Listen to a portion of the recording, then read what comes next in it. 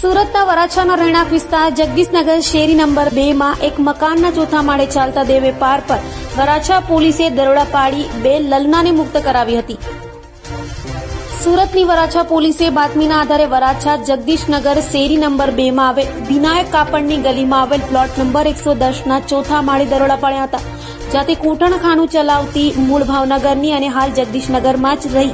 ઘરમાંથી કૂટણખાનું ચલાવતી આશાબેન રમેશભાઈ બારૈયાની ઝડપી પાડી હતી। તો ઘરમાંથી 2 લન્નાઓને પોલીસે મુક્ત કરાવી 2 ગ્રાહકો મૂળ યુપીનો અને હાલ પુણા પાટિયા ખાતે ગાયત્રીનગર સોસાયટી વિભાગ 1 માં રહેતા